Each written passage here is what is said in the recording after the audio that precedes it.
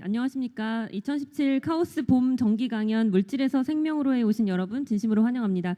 저는 홀수 강연의 진행을 맡고 있는 한국일보 임소형 기자입니다. 반갑습니다. 그럼 이번 주 에너지에 대해서 강연해 주실 분을 소개해 드리겠습니다. 정종경 교수님이십니다. 저는 오늘 우리 몸을 움직이는 에너지의 정체에 대해서 말씀을 드리겠습니다.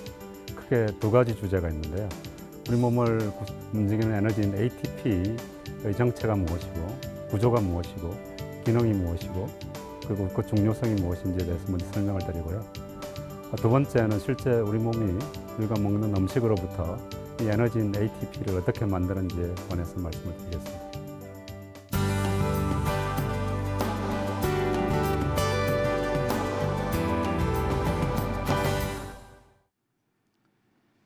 자, 먼저 실제 우리 몸을 구성하는 에너지, 너의 정체는 무엇이냐를 주제로 이야기를 하겠습니다. 자, 먼저 첫 번째 슬라이드에서는 우리 몸을 보다 더 큰 개념, 이 지구상에 존재하는 모든 생명체의 에너지 근원은 무엇인가부터 설명을 시작하겠습니다. 여러분께서 아마 답을 아시죠? 이 태양이 주는 태양빛 에너지가 이 지구상에 존재하는 생명체의 에너지의 근원이 됩니다. 여기 그림에서 보시는 것처럼 이 엽록체를 가지는 초록 식물 또는 엽록체를 가지는 미생물들이 태양빛 에너지를 이용을 해서 소위 광합성이라는 과정을 거칩니다. 그걸 통해서 에너지가 아주 풍부한 유기물을 만들어내게 됩니다. 보다 자세한 어떤 반응을 보시면 여기 보시는 것과 같이 이산화탄소, 물이라는 아주 간단한 무기물을 이용해서요. 결국 포도당이라는 우리가 원하는 에너지가 아주 높은 영양분을 만들어내게 되는 거죠. 자, 이 과정이 엽록체에서 일어나게 되는데 그 과정을 한번 돌이켜 보면 보시는 것처럼 이 빛 에너지의 에너지를 이용하고 그리고 엽록체에 있는 효소의 힘을 받아서 실제 물의 수소를 원자를 떼어내게 됩니다. 물에서부터. 그리고 동시에 수소가 가진 전자 역시 떼어냅니다. 자, 이렇게 얻어진 수소를 결국 이산화탄소에 탄소나 산소기에 갖다 붙여주면 결국 여기에 보시는 것처럼 이렇게 포도당이란 탄소가 6개짜리로 만들어진 보다 복잡한 물질을 얻게 됩니다. 결국 이 포도당이라는 물질을 얻기 위해서 광합성을 했는데요. 그 과정에 생성된 이 원래 물질 그리고 생성된 물질 사이에 에너지 수준을 한번 비교를 해보면 보시는 것처럼 이 포도당이 만들어진 이 과정에서 약 700kcal 정도의 에너지를 얻은 걸 보실 수가 있습니다. 다시 말씀드려서 결국 빛 에너지가 이 새로운 화합물을 만들면서 화학 결합에 700kcal의 에너지를 더해서 결국 포도당이 만들어진 걸 알 수 있습니다. 다시 말해서 빛 에너지가 화학 결합 에너지로 변환이 된 것입니다. 우리가 필요한 에너지를 얻기 위해서 아침, 점심, 저녁 맛있는 음식을 먹죠. 오늘 저녁 잡수셨습니까? 네. 자, 그런데 이 음식물들에서부터 우리 세포가 에너지를 뽑기는 사실은 쉽지 않습니다. 가장 간단한 방법은 음식물에 있는 아주 고에너지 물질들을 바로 에너지로 우리가 쓸 수 있으면 될 텐데 실제 일이 그렇게 간단하지 않습니다. 그래서 보시는 것처럼 소화를 하고요. 그래서 음식물을 잘게 쪼개고 또 쪼개진 음식물을 분자 수준까지 대사를 해서 그걸 세포 속에 집어넣어 가지고 결국 세포가 사용할 수 있는 상태의 에너지를 만들어야만 우리가 실제 사용을 할 수 있습니다. 바로 오늘 이 주제가 이 세포가 사용 가능한 에너지, 이게 주제가 됩니다. 자, 과연 어떤 물질이 우리가 사용할 수 있는 에너지인가요? 자, 여기에 그 정답이 있습니다. 보시는 것처럼 ATP라고 불립니다. 여러분 들어보셨죠? 이 ATP는 이 그림에 있는 것처럼 이 아데노신 트리파스페이트라는 영어 세 단어의 첫 글자만을 모은 글자입니다. ATP죠. 그 뜻을 자세히 풀어보면 이 화합물은 아데노신이라는 물질과 세 개의 인상기가 연결된 구조를 가집니다. 여기 아마 아데노신이라는 물질은 아마 여러분이 DNA, RNA 강연을 들으실 때 아마 여러분 보셨을 겁니다. 아마 A라고 표시되는 그 뉴클레오타이드 중에 뉴클레오타이드 그 물질입니다. 바로 또는 그 변형체입니다. 이 아데노신에 인상기가 세 개가 붙어 있으면 ATP고요. 그 다음에 ATP가 만일 하나가 떨어져 나가게 되면 두 개가 있다는 뜻으로 ADP라고 부르고요. 그 다음 두 개가 떨어져 나가고 하나만 남게 되면 AMP라고 부릅니다. M은 모노, 다시 말해서 하나란 뜻입니다. 자, 이 그림에서 제가 나타낸 것처럼 실제 ATP의 에너지는 아데노신이 아니라 인산기에 숨어 있습니다. 그래서 실제 이 ATP를 우리 세포가 어떻게 하냐 그러면요. 자, 보십시오. ATP를 제일 마지막에 있는 인산을 분리해서 떨어뜨리고 ADP로 변환하는 과정에 ATP의 에너지가 나오게 됩니다. 자, 그럼 이 에너지는 어디에서 나왔습니까? 자, 그림에서 보시다시피 이 세 번째 인산기하고요. 두 번째 인산기의 결합, 화학결합 에너지가 부서지면서 그 화학결합 에너지가 결국 우리가 원하는 ATP의 에너지입니다. 그러니까 실제 여러분의 세포가 바로 이 에너지를 사용하는 것입니다. 자, 이 에너지의 크기는 얼마나 될까요? 여기 설명했습니다. 실제 이거를 연력학적으로 계산을 해보면요. 한 분자의 ATP는 여기 보시는 것처럼 10의 마이너스 23성 킬로칼로리, 정말 미소한 단위 정도밖에 되지 않습니다. 우리가 하루에 취하는 음식물 권장 칼로리가 약 2000킬로칼로리라는 거 생각을 하시면 한 분자의 ATP가 낼 수 있는 에너지가 정말 작다고 생각을 하실 수가 있습니다. 이 조그만 ATP가 우리의 생명에 왜 이렇게 중요합니까? 실제 ATP가 중요하다는 건 여러분이 손쉽게 알 수 있습니다. 제가 질문을 드리겠습니다. 어떤 동물이나 예를 들면 죽일 수 있는 독극물을 이름을 대보라. 여러분한테 제가 질문을 드리면 어떤 이름을 드리겠습니까? 아마 대부분 분들이 제 생각에 청산가리 하실 겁니다. 청산가리. 거기서 청산이라는 게 화합물로 따지면 시아나이드라는 건데요. 이 청산이 어떻게 사람을 또는 동물을 죽이냐 그러면 바로 ATP가 만들어지는 과정을 억제하기 때문입니다. 그러니까 청산을 먹으면 혈중을 통해서 모든 세포에게 전달되고 실제 ATP가 더 이상 만들어지지 않아서 금방 이렇게 죽게 됩니다. 자, ATP가 정말 중요하죠. 자, 그래서 정말 이 심심한 과학자들이, 세상에 심심한 과학자 많습니다. 그래서 도대체 우리 몸에 ATP가 얼마나 있을까 하고 계산을 한번 해봤어요. 여기 보시는 것처럼 우리 몸속에 ATP를 무게를 전부 한번 더해서 보면 대강 약 50g 정도 될 거라 생각합니다. 자, 몸무게가 우리가 한 50kg라 그러면 얼마나 되나요? 한 1000분의 1 정도 되나요? 그 정도 되죠. 사실 이게 엄청나게 많은 겁니다. 우리 몸에 ATP가 정말 많이 있는 거죠. 세포 하나를 따지면 이게 약 10억 개 정도 있다고 사람들이 알고 있습니다. 자, 그런데 우리 몸이 보통 한 100조 개의 세포로 구성되어 있다 그러면 성인 어른의 몸 속에 존재하는 전체 ATP를 다 계산을 하면 약 이게 10의 23성계 정도 됩니다. 자, 그 ATP를 실제로 우리가 단번에 다 써버린다. 그러면 아까 앞에 보신 슬라이드하고 이걸 계산을 해보시면 약 1kcal 정도 됩니다. 합치니까 양이 많아진 거죠. 자, 실제 이렇게 많은 ATP 분자들이 있지만 이 ATP를 가지고 실제 우리가 전부 다 사용한다 그러면 이게 우리 몸을 유지하는데 실제로는 한 수분, 1분, 2분, 3분 이렇게밖에 되지 않을 거라고 추정을 합니다.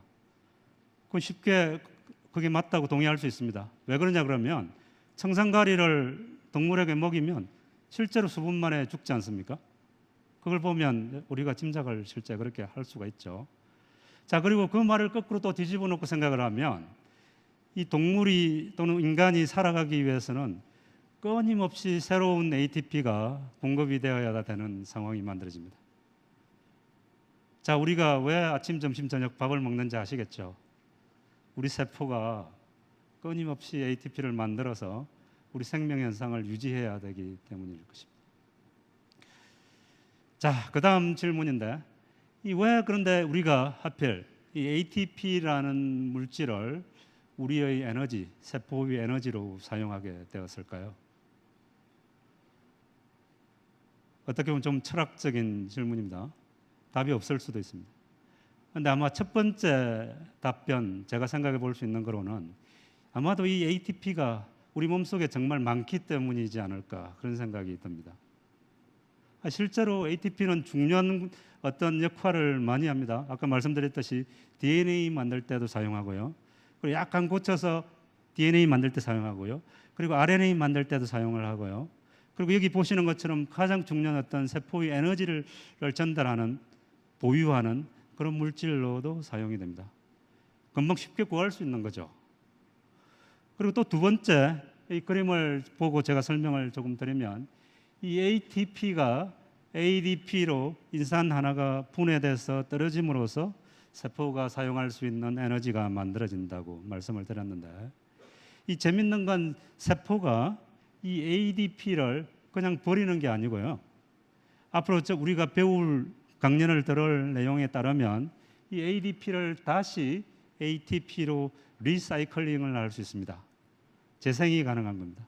충전이 가능한 겁니다. 실제로 카드입니다. 버스 카드예요. 그래서 이게 실제로 금방 우리가 썼다가 다시 만들고 썼다가 다시 만들고 이런 과정이 가능할 거라는 거죠. 자, 그리고 세 번째, 이것 역시 아주 중요한 그 개념이라고 생각을 하는데요. 이 ATP가 만들어내는 에너지가 한 분자당 아까 10의 마이너스 한 23성 킬로칼로리 정도 된다고 그랬죠. 그 정도의 에너지가 실제 세포 내에서 일어나는 여러 생명 현상에서 일어나는 생명 반응들, 반응에 필요한 에너지의 수준하고 거의 일치합니다. 자, 그러다 보니까 실제 ATP를 사용함으로써 우리 동물, 인간의 세포들이 가장 효율적으로 에너지 낭비 없이 에너지를 사용할 수 있는 수단이 생기는 겁니다. 자, 이러한 어떤 이유로 아마도 우리가 오랜 시간 지구상에 존재하면서 실제 ATP가 우리 세포에 사용되는 에너지원으로 선택이 되지 않았나, 이런 생각을 해볼 수 있습니다. 자, 지금부터 과연 우리 세포가 어떻게 음식물로부터 ATP를 만들 수 있나, 그 과정에 대해서 설명을 드리겠습니다. 오늘 ATP를 만드는 재료는 이 광합성에서 만들어진 포도당으로 하겠습니다. 실제 교과서에도 항상 포도당을 사용합니다. 자, 포도당은 여기 보시면 다시 한 번 더 탄소가 6개 있고요, 수소가 12개가 있고 산소가 6개가 있는 물질입니다. 아주 어떻게 보면 지구상에 존재하는 생물의 원천적인 물질이라고 생각을 하시면 됩니다. 자, 그럼 포도당에서 우리가 에너지를 얻어야 되는데 한번 생각을 한번 해봅시다. 어떻게 하면 이 포도당의 에너지를 최대한 많이 끌어내 가지고 최대한 많이 ATP를 만들까? 결국은 이 포도당이 가지고 있는 어떤 화학 결합들, 이걸 가능하면 최대한 부숴 가지고 조각조각 넣어 가지고 그 화학 결합에 존재하는 에너지를 내가 만들고 싶은 ADP에다가 몰아서 계속 줄 수만 있으면 아시겠지만 최대한의 어떤 에너지를 만들 수가 있겠죠. 결국 다시 말씀드려서 어떻게 하면 포도당에서 화학결합 에너지, 그걸 거꾸로 이야기하면 전자에너지입니다. 전자에너지를 잘 이렇게 뽑아낼 수 있을까? 그 방법을 강구하는 게 결국은 제일 중요한 경우가 됩니다. 자, 실제 세포의 경우를 보겠습니다. 정말 놀라운 광경을 여러분 보실 겁니다. 자, 세포가 실제 ATP를 만드는 과정을 세포 호흡이라고 합니다. 실제 영어로 보시는 것처럼 영어 역시 세포 호흡입니다. 제가 영어를 읽지 못합니다. 자, 이 뜻이 왜 호흡이라는 말을 하필 붙였냐고 물으신다면, 이 그림 식에서 보시는 것처럼 세포가 산소를 이용해서 포도당을 에서 에너지를 뽑아내기 때문에 이 호흡이라는 말이 붙었습니다. 자, 우리가 숨을 쉬죠. 그 이유가 결국은 우리 세포가 에너지를 만들어내기 위해서 이런 일을 하는 겁니다. 자, 이 식을 보시면 결국 산소를 이용해서 포도당이 가지고 있는 화학결합에서 이 탄소는 그냥 버리고요. 그래서 이산화탄소가 6개 나오면서 탄소를 다 버립니다. 그리고 나머지 남아있는 화학결합을 전부 이렇게 쪼개가지고 실제 ATP를 만듭니다. 그리고 남는 어떤 놈들, 수소이온, 산소이온을 통해 가지고 실제 물을 부산물로 만들게 됩니다. 자, 이 식을 잠깐 볼까요? 포도당을 산소를 이용해 가지고 이산화탄소와 물을 만들어내. 그리고 그런데 이 과정을 앞에서 보지 않았습니까? 바로 이 반응은 여러분이 보았던 광합성 반응의 역반응입니다. 광합성의 경우에서는 이산화탄소와 물에서부터 포도당을 만들기 위해서 빛 에너지를 사용을 했죠. 썼습니다. 자, 근데 이 경우는 포도당을 산소를 이용을 해서 분해를 하면서 포도당 속에 들어있던 화학결합 에너지를 ATP로 뽑아냈습니다. 그래서 결국 차이는 햇빛 에너지를 쓰느냐, ATP를 얻어내느냐 결과였지만 반응 자체를 보면 두 반응이 반대로 역반응인 걸 볼 수 있습니다. 정말 놀랍습니다. 지구상의 생명체가 에너지를 얻기 위해서 사용하는 반응하고요. 지구상의 생명체가 다시 그 얻어진 유기물에서부터 에너지를 다시 추출해내는 반응, 광합성하는 반응, 이 두 개의 반응이 사실 따지고 보면 서로가 이렇게 커플링이 되어 있다 그러죠. 서로가 연결이 되어 있는 겁니다. 지구상에 있는 어떤 생명체의 신비가 얼마나 정밀하게 조절되어 있음을 여러분이 아마 아실 수 있습니다. 실제 이 반응을 보시면. 자, 지금부터 에너지를 만들기 위해서 세포가 세포 외부에서 오늘 요리의 대상인 포도당을 받아들이겠습니다. 여러분의 세포는 세포질하고 그다음 미토콘드리아밖에 없습니다. 약속하시죠? 자, 보시겠습니다. 아, 이게 엄청나게 이제 복잡해졌죠. 갑자기 복잡해졌지만 여러분은 저하고 약속하셨습니다. 이 세포는 세포막에 쌓인 이 바깥쪽 세포질하고요. 그 다음에 두 개의 막에 쌓인 미토콘드리아밖에 없습니다. 복잡해 보이지만. 자, 여러분, 방금 여러분의 세포는 포도당을 받았습니다. 이 세포 속으로 들어온 포도당은 세포질에서 처음 1단계를 거칩니다. 이걸 해당 작용이라고 그러는데요. 자, 그 과정을 통해서 이 포도당이 피루부산으로 변하고요. 이 피루부산이라는 게 미토콘드리아 내부로 갑니다. 그래서 미토콘드리아 필요합니다. 자, 미토콘드리아에서 본격적으로 ATP를 만드는 반응이 일어나는데요. 보시는 것처럼 2단계, 3단계, 4단계를 차례로 거쳐야만 마지막에 ATP가 만들어집니다. 자, 그 과정을 보시면 실제 2단계에는 이 TCA 회로라는 걸 통해서 결국 여기 보시는 것처럼 포도당이 가진 탄소를 다 버려요. CO2로. 그리고 나중에 결국 남는 건 이 포도당이 가진 화학결합 전자 에너지를 보시는 것처럼 이 처음 듣는 NADH라는 물질하고 FADH2라는 물질이 받아옵니다. 그래서 포도당에서 CO2는 버리고 남은 결합 에너지만 이렇게 쏙쏙 뽑아온 거야. TCA 회로에서. 그리고 그 전자 에너지를 이 3단계 소위 전자 전달계란데 이 미토콘드리아의 내부막에 존재하는 아주 나중에 제가 설명을 드릴 텐데 아주 복잡한 단백질들입니다. 여기 전달을 하고요. 그 전달된 전자 에너지를 결국 나중에 4단계에서 ATP 합성하는 단계에서 ATP를 수확하게 됩니다. 아, 정말 복잡할 것 같죠? 근데 제가 하나하나씩 설명을 드리면 여러분들이 쉽게 따라오실 수 있습니다. 자, 먼저 1단계 해당 작용부터 이야기하겠습니다. 제가 쉽게 하겠다 그랬는데 더 어려워졌네요. 미안합니다. 어쩔 수 없습니다. 근데 이게 이 상황이 실제 너무나 복잡합니다. 이 해당 작용은 세포의 세포질에서 일어난다 그랬죠. 출발 물질은 포도당입니다. 자, 포도당으로부터 출발하는데 결국 최종 산물은 여기 보시면 것처럼 피루부산이라는 겁니다. 근데 이게 구조를 보시면 포도당은 탄소가 6개고요. 피루부산은 탄소가 3개밖에 없습니다. 반토막 난 거예요. 해당 작용의 1번 목적은 이 피루부산을 만들기 위해서 포도당을 반으로 탁 쪼개는 겁니다. 근데 포도당 반으로 쪼개지기 싫어요. 정말 힘들거든요. 그래서 세포가 어떻게 하냐 그러면 먼저 에너지를 줍니다. 그래서 포도당을 이렇게 불안하게 만들어요. 너 잘해 잘해 하면서 띄워 올리는 거죠.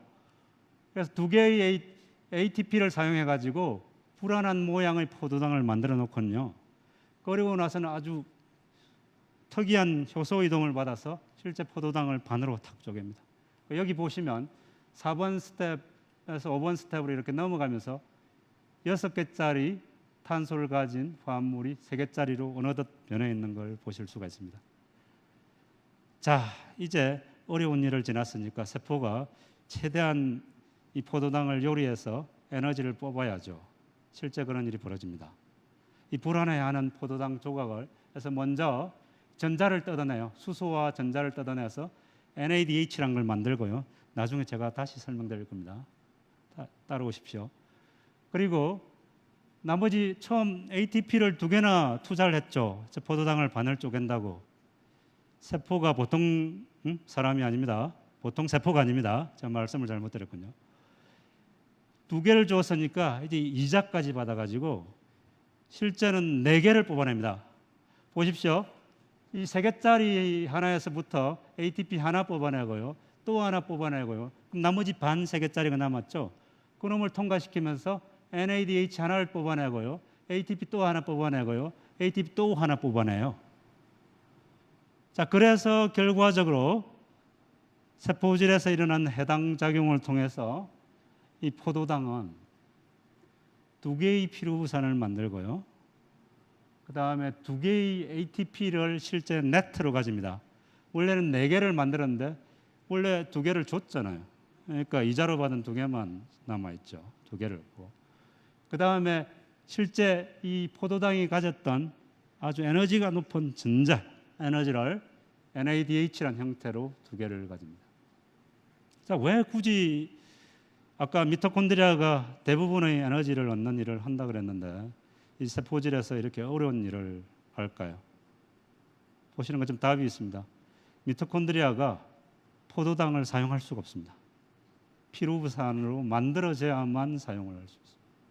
어쩔 수 없는 상황인 거죠. 자, 그래서 실제 이렇게 만들어진 피루부산은 이제 드디어 대망의 미토콘드리아를 만나서 ATP를 만들 준비가 됐습니다.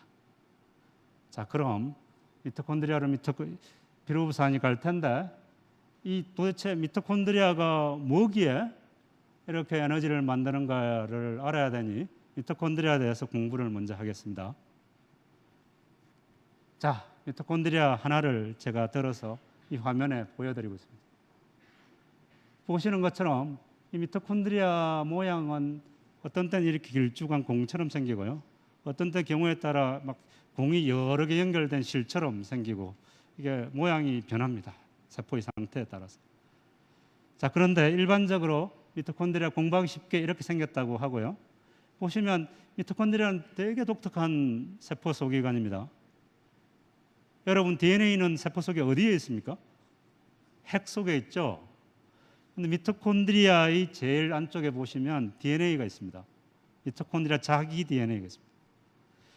그것뿐만 아닙니다. 미토콘드리아 자기 스스로 자기 RNA를 만들 수 있습니다. 그 RNA로부터 미토콘드리아는 자기 단백질도 만들 수 있습니다. 모든 일을 다 해요. 실제 단백질을 만드는 데 필요한 모든 요소들을 다 가지고 있어요. tRNA 들어보셨죠? 실제 가지고 있어요. 20개, 24개 사실은 가지고 있어요. 자, 그리고 미토콘드리아 자체의 구조도 다른 세포 소기관하고 다르게 막을 2개를 가지고 있습니다. 그래서 외척막, 바깥쪽 막, 그리고 내척막, 안쪽 막 이렇게 이중막 구조를 가지고 있습니다. 근데 이 이중막 구조가 오늘 우리 강연의 주제인 에너지, ATP를 만드는 과정에 반드시 필요합니다. 반드시. 자, 그리고 미토콘드리아는 경우에 따라서 세포에 하나도 없는 세포도 있습니다. 그리고 어떤 세포는 많게는 1000개, 2000개도 있다고 그러고요. 이런 미토콘드리아의 숫자는 실제로 미토콘드리아가 들어있는 세포의 대사 활동의 활성하고 잘 매치가 된다고 되어 있습니다. 다시 말씀드려서 대사 활동이 높으면, 예를 들면 간세포 같으면 미토콘드리아 숫자가 훨씬 많고요. 적혈구 같이 대사 활동이 거의 없는 세포 같으면 미토콘드리아가 하나도 없습니다. 그런데 평균적으로 약 수십 개에서 수백 개 정도 있다고 생각을 하시면 됩니다. 자, 이제 2단계로 여러분 넘어가실 준비됐습니다. 자, 우리가 세포질의 해당 작용을 통해 가지고 포도당을 반으로 쪼개서 만든 물질의 이름이 무엇입니까? 피루부산이죠. 자, 피루부산이 미토콘드리아로 일단 들어오게 되면요, 보시는 것처럼 제일 먼저 하는 일이 자기가 가진 탄소 3개 중에 하나를 버리는 겁니다. 그래서 CO2로 버리고요. 2개만 남겨요. 그리고 2개를 남기고 그게 특별한 모양으로 만듭니다. CoA라는 형태로. 어쨌든 이 형태로 만들고요. 또 이 이산화탄소를 버리는 과정에 또 전자를 실제 세포가 뺏어오게 됩니다. 이 피루부산에서요. 자, 그리고 나서 이 아세틸코에일을요, 2개짜리 탄소를 이 보시는 것처럼 TCA 회로라고 미토콘드리아에 이미 돌아가고 있는 상황입니다. 여기에 이 4개짜리 화합물에 슬쩍 끼워 넣습니다. 자, 그러면 결과적으로 시트로산이 되고요. 결국 뺑뺑뺑뺑 돌면서 하는 일을 보시면 원래 가지고 있던 2개의 탄소, 이제 2개만 남았죠. 2개의 탄소를 역시 CO2로 버리고요. 나머지 남아있는 화학 결합에서 생성되는 전자에너지를 NADH 또는 FADH2 형태로 계속 뽑아내서 에너지를 만듭니다. 그리고 부산물로 ATP까지 하나 만듭니다.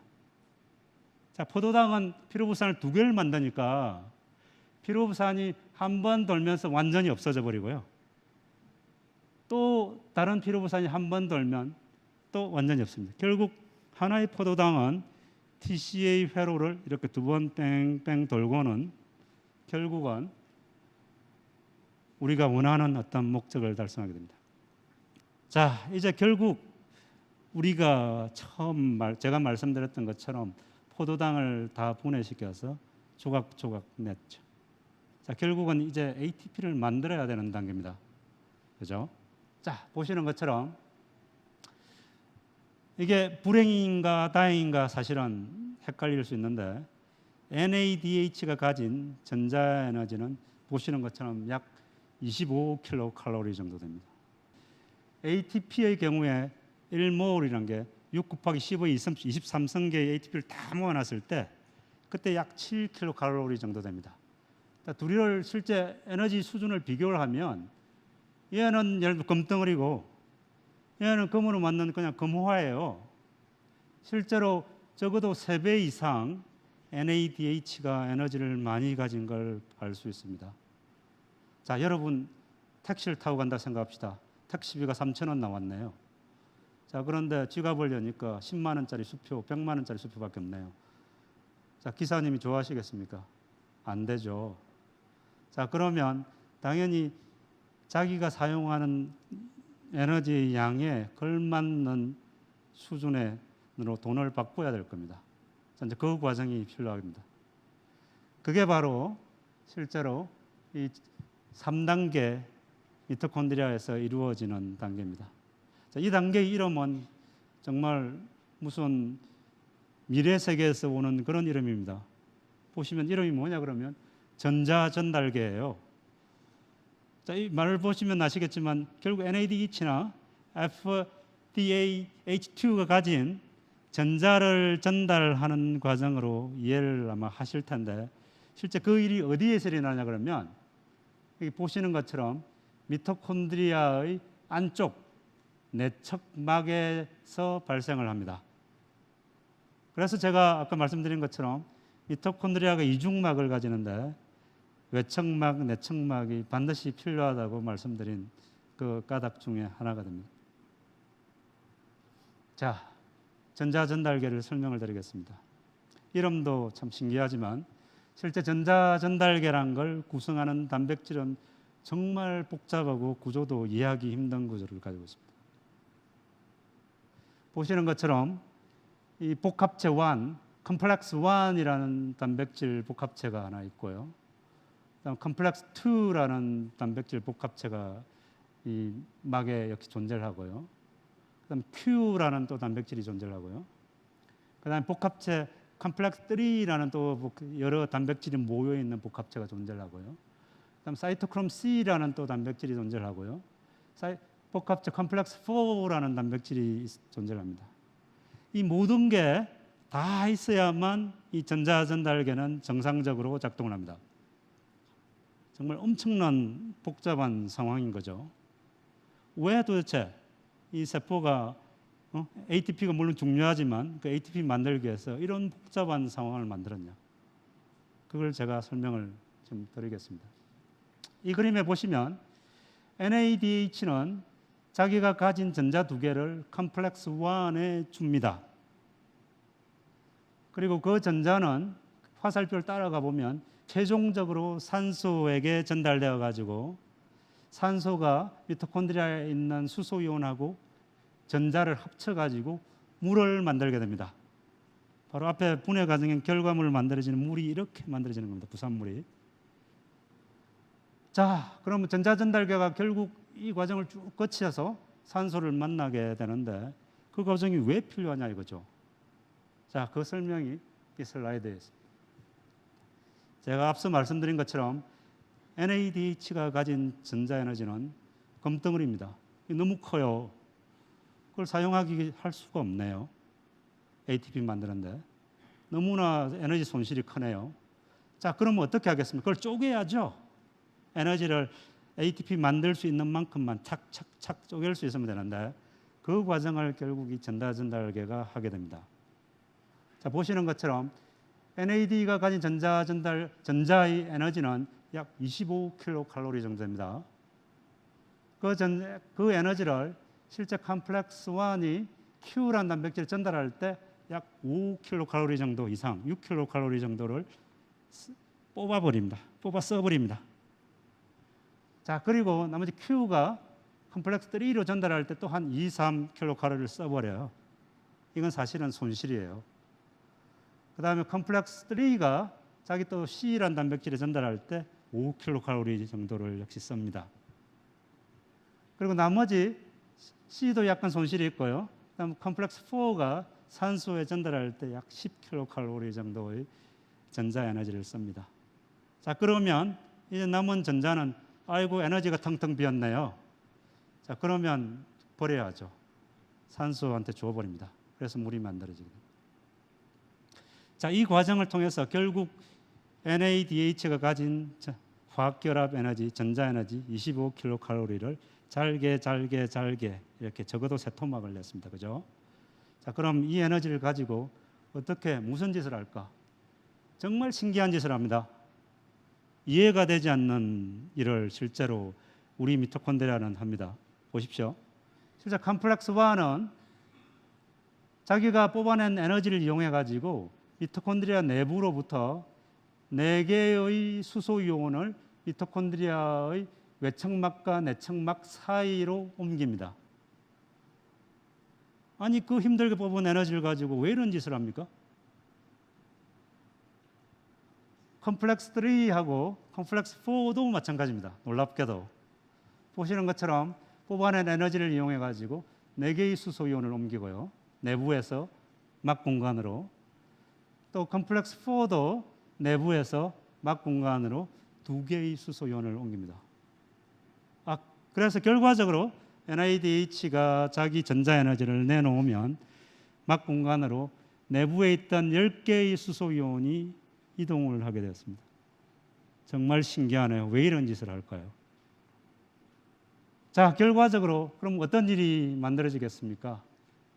결국 포도당을 사용해 가지고 세포가 끊임없이 포도당의 화학결합 에너지를 부숴 가지고 에너지를 추출하면 결국 그 전자 에너지는 이 전자전달계를 통해 가지고 결국 남은 일이 이 세포막 미토콘드리아의 내청막과 외청막 사이에 수소 이온을 쌓게 될 것입니다. 결과적으로 수소 이온의 농도 차가 이 막 공간하고 미토콘드리아의 내부에 생기겠죠. 그리고 실제 수소 이온이 전하를 가지니까 전위차도 생깁니다. 자, 그러면 이러한 어떤 상황을 통해서 결국 전달 과정에 방출된 에너지는 미토콘드리아 막 사이의 수소 이온 농도 차이를 형성을 하는데 다 써버렸습니다.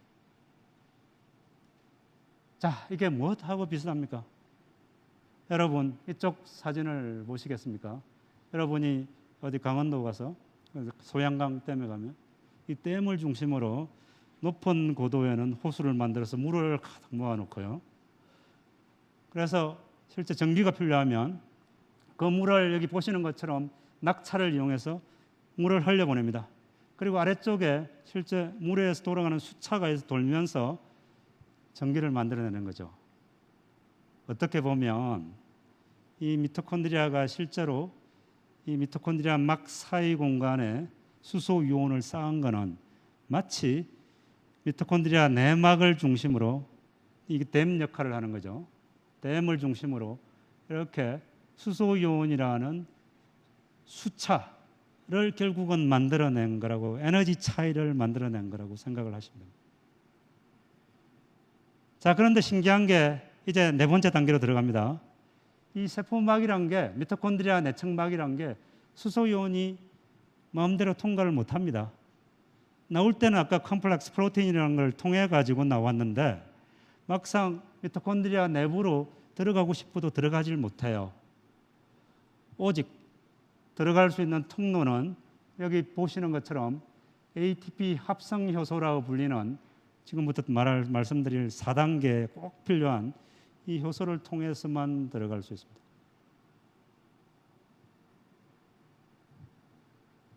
자, 도대체 ATP 합성 요소는 어떤 이런 수소 이온 농도차를 이용해서 어떻게 ATP를 만들까요? 자, 여기 보시겠습니다. 이게 실제 ATP 합성 요소입니다.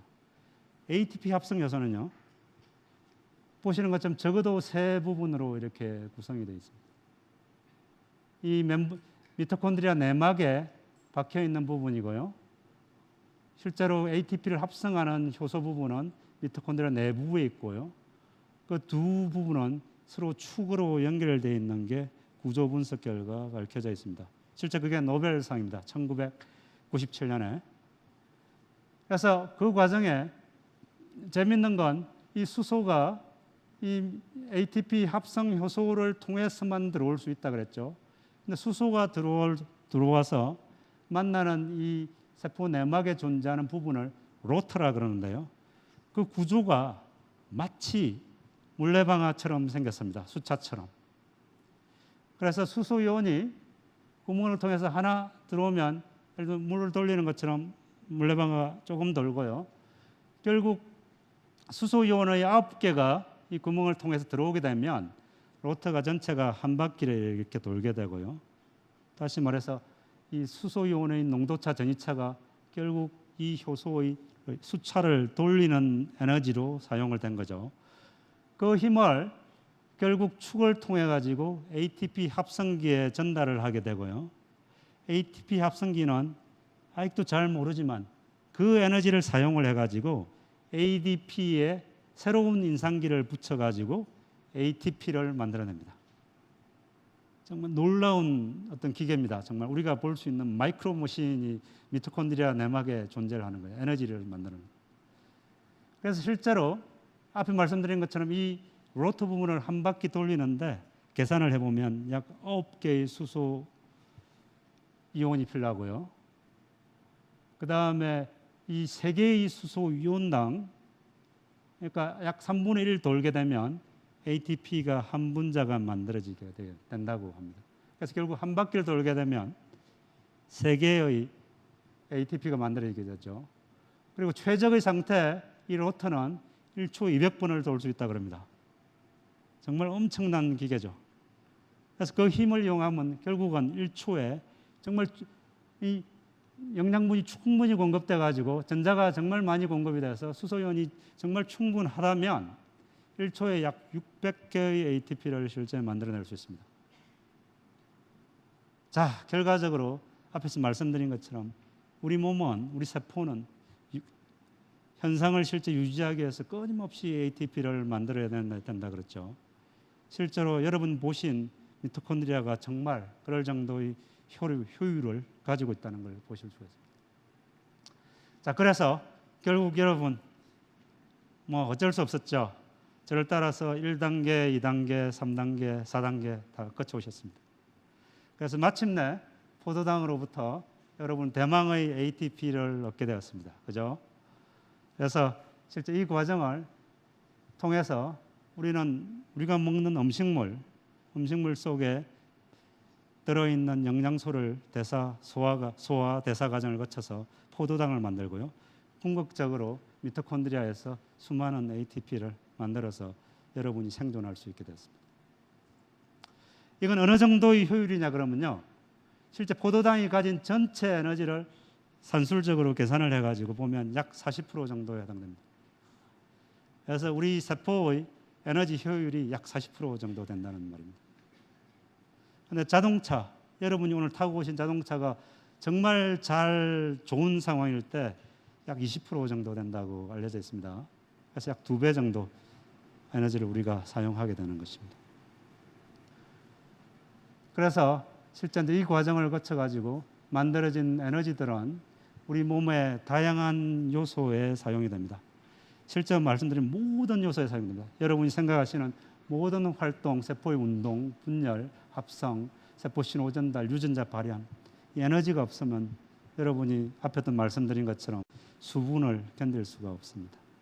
자, 이 강연을 통해서 우리 몸을 구성하는 에너지가 어떤 것인가를 여러분께 말씀을 드렸고요. 실제 에너지를 만드는 과정이 얼마나 중요한가를 말씀을 드렸습니다. 자, 이 강연을 들으시면 여러분 아침, 점심, 저녁 잘 잡수셔야 되겠죠? 그래야만 여러분 세포가 원하는 만큼의 에너지를 얻을 수 있습니다. 감사합니다.